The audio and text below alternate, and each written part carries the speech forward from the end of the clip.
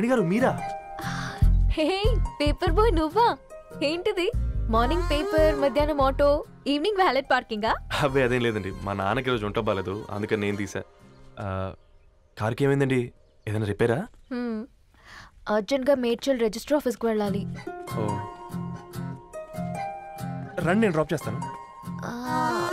ఆటోలో అంత దూరం ఓకేనా? మీకోసం ఎంత దూరం అయినా ఓకేనండి. రండి కూర్చోండి. Okay 1 second. నాన్న నీ ఫీవర్ కూడా నాకు ఇలా ఫేవర్ చేస్తుందా?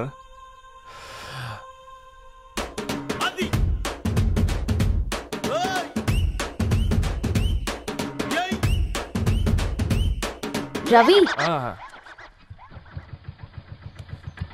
రవి ఆన్ ద వేలో ఫ్లవర్ బొకే షాప్ దగ్గర ఒకసారి ఆపు. అలాగేనండి. అయినా రిజిస్టర్ ఆఫీస్కి ఒకళ్ళు వెళ్తున్నారు ఏంటండి? నా ఫ్రెండ్ మ్యారేజ్. ఓ లవ్ మ్యారేజా? అవును, ఐఐటి ఖరగ్పూర్లో ఇద్దరు నా క్లాస్మేట్స్. అమ్మాయి కేర్లెట్, అబ్బాయిది ఇక్కడే హైదరాబాద్. ఆ అబ్బాయి ఎంత లక్కీ అండి, తన లవ్ సక్సెస్ అయింది. 4 ఏళ్ళు ఎవరు వెంటైనా పడు, నీ లవ్ కూడా సక్సెస్ అవుతుంది.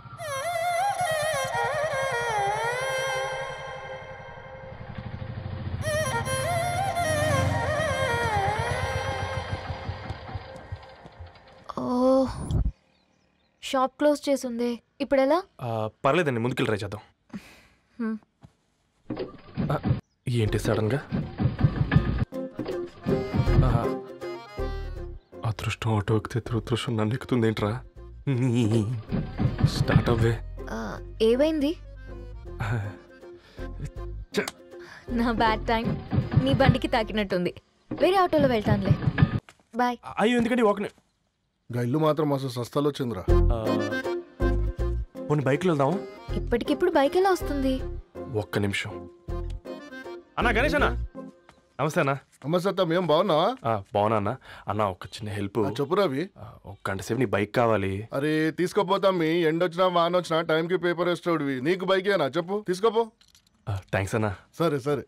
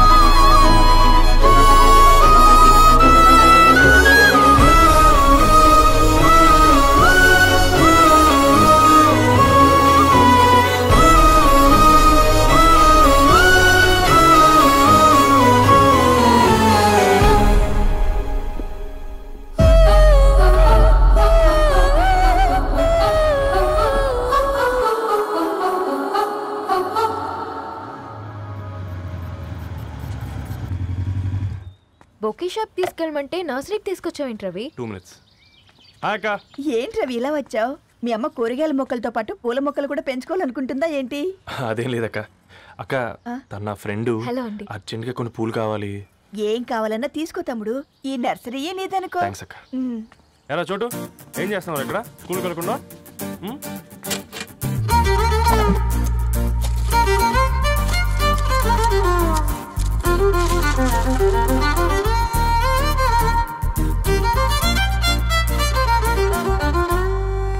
మీ bouquet ready. Wow Ravi, it's amazing. Original bouquet కన్నా బాగుంది. రవి, అసలు ఇలా చెట్టుకో పువ్వు కాకుండా అన్ని బ్యూటిఫుల్ ఫ్లవర్స్ ఒకే చెట్టుకొస్తే ఎంత బాగుంటుందో కదా. అప్పుడు ప్రతి మొక్క ఒక బొకే అవుతుంది. ఓ చలో చలో, టైం అవుతుంది. బాయ్ అండి, thank you so much. Bye అక్క, ఉంటాను. అలాగే రవి. అదిగో ధరణి వచ్చింది, పద పద. Hi guys. ఏంటి ధరణి ఇంత లేట్? ఆ స్టోరీ తర్వాత ఎక్స్ప్లెయిన్ చేస్తా గానీ first meet mister Ravi. Hi. Hi bro. ఏంటి మన ఫ్రెండ్స్ ఎవరూ కనిపించట్లేదు? అందరూ హ్యాండ్ ఇచ్చారు. సాక్షి సంతకం పెట్టాల్సిన సందీప్ గడు కూడా. నువ్వు తన్ని సాక్షి సంతకం పెట్టడానికే తీసుకొచ్చినట్టున్నావు. Please come bro.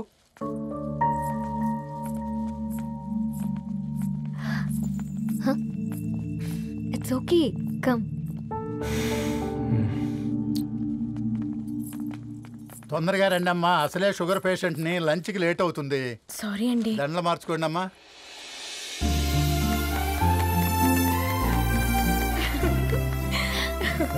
Congrats guys. Thank you. ఆ పేపర్ మీద సంతకాలు పెట్టండి అమ్మా.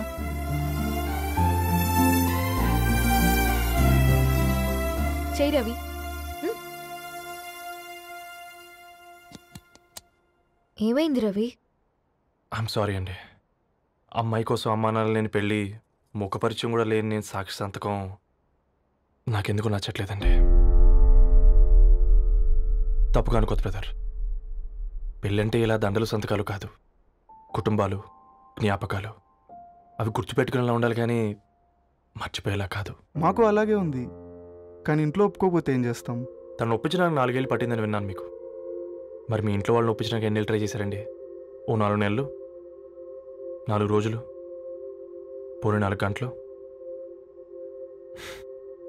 ఓ 4 సార్లు అడుగుంటారు. కాదనగానే కంగారు పడి ఇలా నిర్ణయం తీసుకుని ఉంటారు. మనకు చిన్నప్పటి నుంచి నచ్చినవన్నీ ఇచ్చిన అమ్మానాళ్ళు నచ్చిన వాళ్ళని కూడా ఇస్తారండి.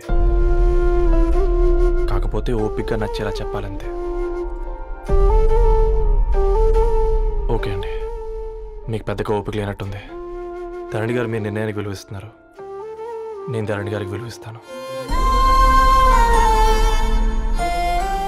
వద్దు రవి.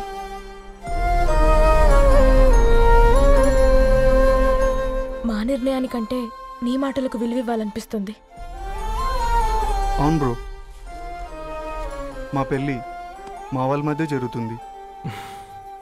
నా సర్వీసులో ఎంతోమంది కుర్రాళ్ళని చూశాను, కానీ నీలా సంస్కారం ఉన్న కుర్రాడిని మాత్రం చూడలేదయ్యా.